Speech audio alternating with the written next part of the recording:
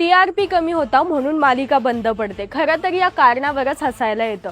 मला जर विचारलं तर मी छाती ठोकपणे सांगू शकते की मी सावित्रीबाई ज्योतिराव फुले ही मालिका TRPच्या कारणामुळे बंद पडलेलीच नाही, तर यांनी जो जळजळीत समाजाचा आरसा समोर आणला, जो नग्न इतिहास समोर आणला, तो पचवण्याची ताकद इथल्या ढोंगी व्यवस्थेत नाही आणि म्हणूनच षडयंत्र रचून ही मालिका बंद पाडण्यात आली असावी। जेव्हा आपण ही मालिका बघतो त्यातील काही सीन बघतो, ते सीन पाहून आपल्या डोळ्यातलं पाणी आवरत नाही, आपल्या काळजाचा थरकाप उडतो, अंगावर शहारे येतात।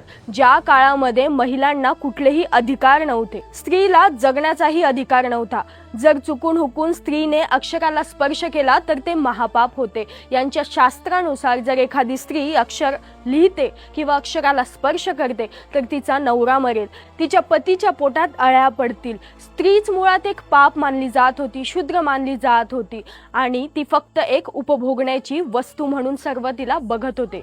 एवढ्या कठीण व्यवस्थेच्या विरोधात जाऊन क्रांतीज्योती सावित्रीबाई फुले, महात्मा ज्योतिराव फुले यांनी जो संघर्ष केला, पावला पावलावर त्या ढोंगी व्यवस्थेला जो धडा शिकवला, ते पाहून इथल्या ढोंगी व्यवस्थेच्या पोटात तर दुखणारच ना। सावित्रीबाईंचा इतिहास हा TRPच्या गणितात बसणारा कधीच नाही, तो थेट काळजाला भिडणारा संघर्ष आहे। इतिहास दडपणाऱ्यांनो, तुम्ही इतिहास कधीही बदलू शकत नाही, कारण सत्य कधीच मिटवता येत नाही। जय भीम, जय संविधान, जय ज्योतिबा, जय सावित्री।